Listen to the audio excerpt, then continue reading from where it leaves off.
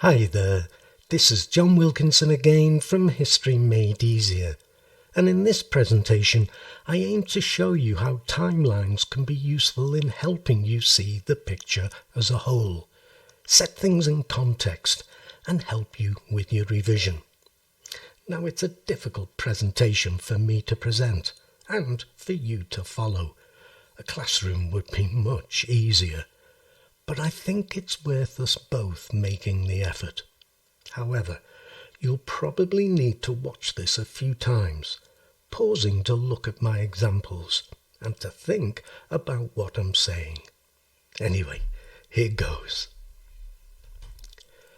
What I do on this slide, using just part of a timeline of the long-term causes of World War I, the whole thing runs for 6 pages of landscape, is to show you how you can have timelines with minimum detail.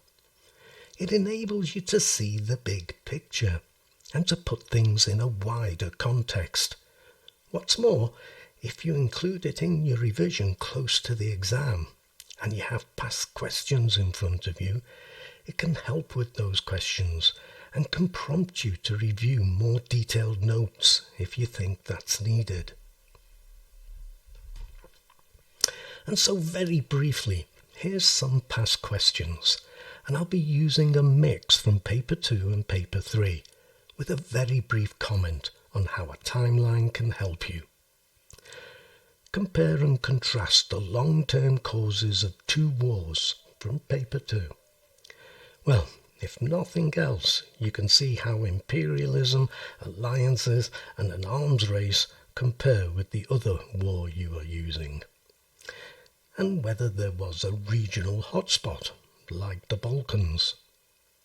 And if you look at the whole timeline and add the July crisis to it, you would see how these were persistent factors throughout the 19th century and into the 20th. Which leads me nicely to a paper 3 question. Evaluate the importance of the long and short-term causes of the First World War. As well as everything else, you can see that the long-term causes go back a long way. But what about this paper 3 question? To what extent was the decline of the Ottoman Empire the most significant long-term cause of the First World War? You can see just from this snippet that I showed on the previous slide that the Turks had been struggling to hold their empire together from the early 19th century, and that they continue to do so in my timeline right up to the Balkan Wars of 1912 and 1913. But you can see that there were other factors at play too. And then there's this question from paper 3. Evaluate the contribution of the arms race to the outbreak of the First World War. On the slide, I home in and show you a small section of my timeline, and I think you'll see it's useful. And whilst there are earlier entries on my timeline, again, it also continues right up to 1914.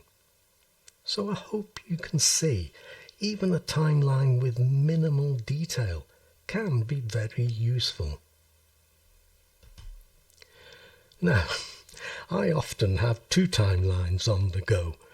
One just showing the bare bones, like the example I've shown, and another more detailed, like the example I show here, from the one I have on Hitler's diplomacy.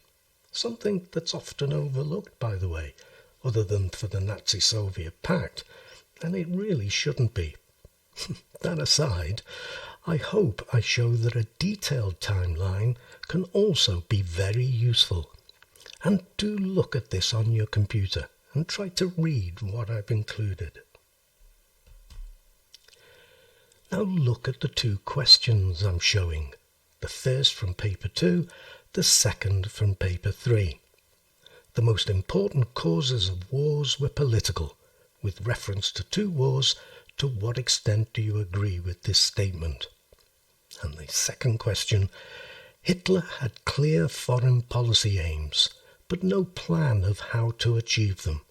To what extent do you agree with this statement? Now, I'm sorry, but I can't put these questions on the same slides as the timelines, or the text will be too small.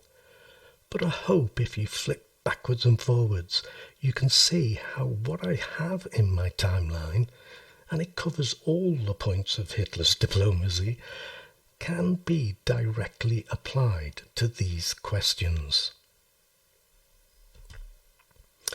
And to show you how you can easily copy and paste detail included in a timeline to more targeted notes, look at how the snippets of my Hitler's diplomacy timeline could be transferred to this notes framework, analysing how Hitler prepared for war. I may add a little from the notes I already have or take some things out, but a lot of what I put in different note frameworks is mostly a matter of copy and paste. And by the way, I use this same framework for IGCSE. The history and the questions don't change as much as you think, just the depth of your analytical thinking, and so the depth of your notes. So, as I said at the beginning, a difficult presentation for me to present and for you to follow, but I do think it was worth our time to make the effort. And again, as I've already said, I think you'll probably need to watch it a few times, pausing to look at my examples and to give yourself the time to think about what I'm trying to show you. Don't forget, there may be a tutorial slot still available if you're interested. Just get your parents to get in touch with me at historymadeeasier@gmail.com and we'll see if we can work something out. But for now, my thanks as always for listening and the best of luck with your studies. Cheers.